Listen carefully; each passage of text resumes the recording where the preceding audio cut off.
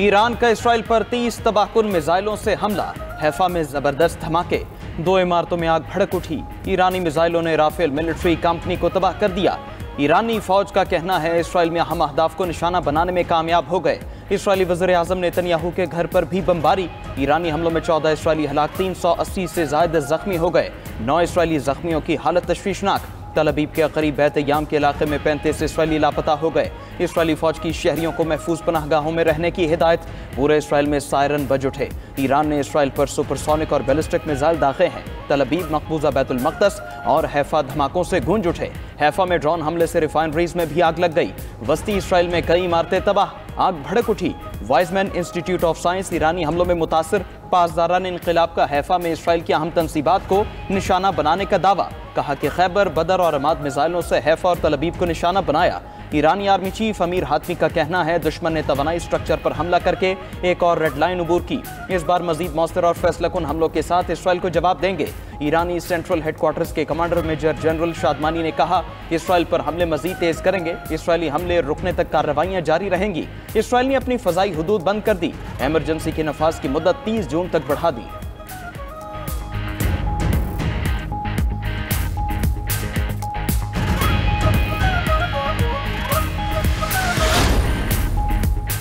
Israeli हमले में ईरानी intelligence chief general Kazmi शहीद। इसराइल ने ईरान के मजीद 5 एटमी साइंसदान शहीद कर दिए। शहीद ईरानी एटमी साइंसदानों की तादाद 14 हो गई। इसराइली फौज का कहना है कि 50 जहाज़ों से 170 ईरानी फौजी अहदाफ को निशाना बनाया। जौहरी साइट्स, मिसाइल लॉन्चिंग और ईंधन ज़खायर को निशाना बनाया। वस्ती तेहरान में पार्लियामेंट के करीब भी धमाके। ईरानी फ़ज़ाइया और पासदारान इनकलाब के हेडक्वार्टर्स को निशाना बनाया गया। इसराइली ड्रोन ने तेहरान में वजारत दिफा की इमारत को निशाना बनाया। Defence Research and Innovation Organisation के हेडक्वार्टर्स पर भी हमला। इसराइली बमबारी से ईरान में तेल के 2 डिपो तबाह, एक में आग लग गई। मगरबी ईरान में जेर ज़मीन मकाम को क्लस्टर बमों से निशाना बनाया गया। इसराइली हमलों में 128 ईरानी शहीद, 900 जख्मी हो चुके। इसराइल ने ईरानी शहरियों के लिए हंगामी इनखला का पैगाम भी जारी कर दिया। कहा कि आम ईरानी शहरी अस्करी तंसीबात से दूर रहें। हसास इलाकों में मौजूदगी पर ईरानियों की जिंदगी को खतरा होगा।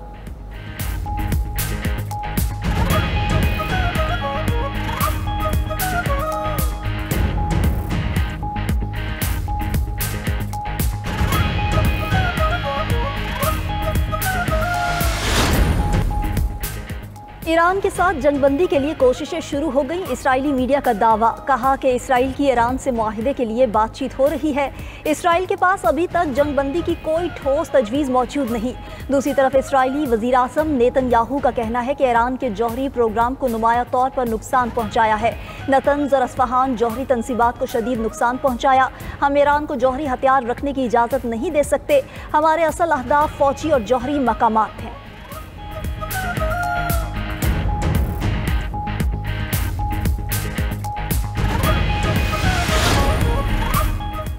ईरान का इसराइली शहरियों के लिए जवाबी पैगाम जारी। ईरानी पैगाम में इसराइलियों को कहा गया कि आप जल्द ही तबाहकुन ताकत के मिसाइल हमले का निशाना बनेंगे।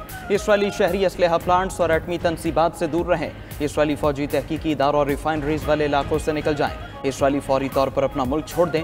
इसराइलियों के पास अपनी जान बचाने का यही वाहिद तरीका है। ईरानी हुकाम ने इब्रानी ज़बान में जवाबी वार्निंग जारी की। इससे पहले इसराइल ने ईरानियों को फारसी ज़बान में पैगाम जारी किया था।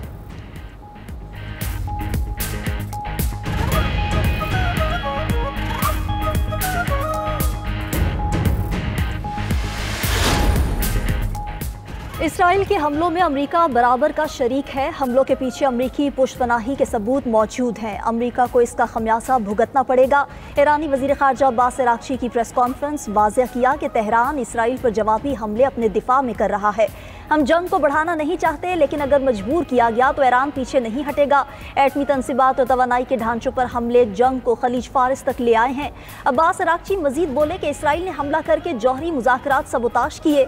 यूरेनियम की अफजोदगी 60% से ज़्यादा करने का अमल जारी रहेगा। किसी ऐसे मुआहिदे का हिस्सा नहीं बनेंगे जो पुरअमन जौहरी तवानाई के हसूल से रोके।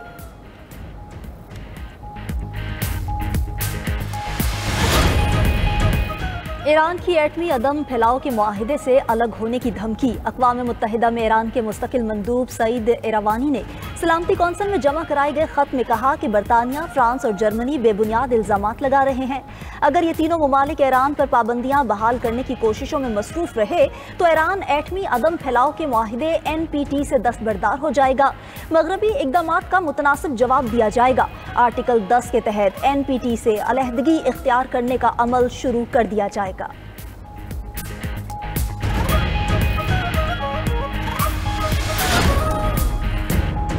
ईरानी फौज ने बरतानवी बहरिया के डिस्ट्रॉयर जहाज को खलीज फारिस में दाखिले से रोक दिया। कहा कि ब्रिटिश नेवी का जहाज इसराइली मिसाइलों की रहनुमाई के लिए खलीज फारिस आना चाहता था। उधर अमरीकी इंतजामिया ने जंग में शामिल होने की इसराइल की दरखास्त मुस्तरद कर दी।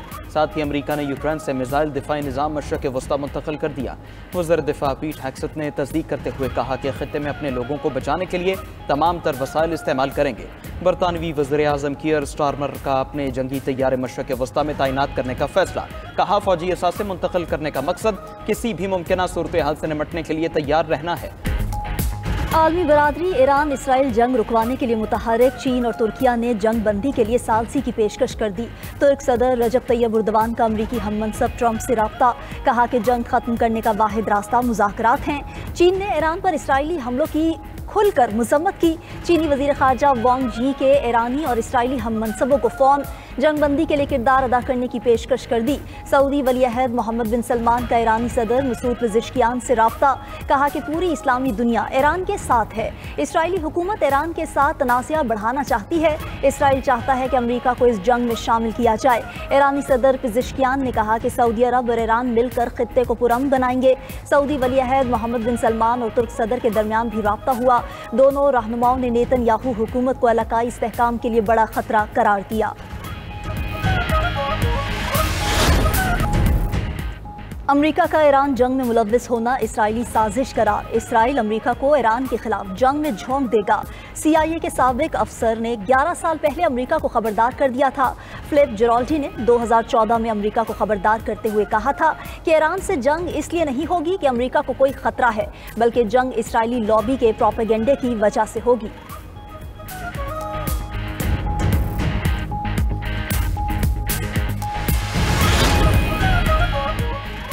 ईरान मुज़ाकरात की मेज़ पर था। ट्रंप ने नेतन्याहू के साथ मिलकर साजिश की। ईरानी मुबस्सिर ने बरतानवी TV के हक़ाइक़ मुस्तरद करने की कोशिश की।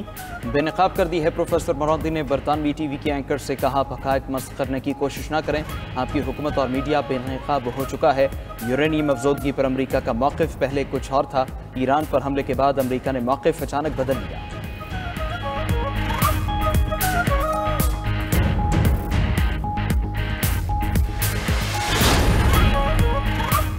भारतीय शहर की दरनाथ में हेलीकॉप्टर गिरकर तबाह, 7 अफराद हलाक हो गए। भारतीय मीडिया के मुताबिक हेलीकॉप्टर देहरादून से कीदरनाथ जा रहा था। हादसा खराब मौसम के बायस पेश आए। लाशें अस्पताल मुंतकिल कर दी गईं।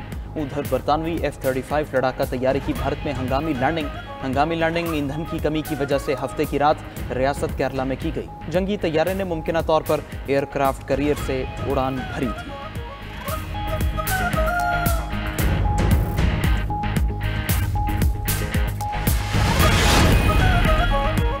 भारत के शहर पुणे में पुल गिरने से 6 सयाह हलाक, 25 लापता हो गए। भारतीय मीडिया के मुताबिक पुल गिरने से 25 अफराद नदी में बह गए। सयाहती मकाम कर्णमाला में नदी पर बना पुल गिरने का वाकया पेश आया। जिस वक्त पुल गिरा उस वक्त सयाहों की बड़ी तादाद उस पर मौजूद थी। इमदादी कारकुनों ने मौके पर पहुंचकर रेस्क्यू का अमल शुरू कर दिया।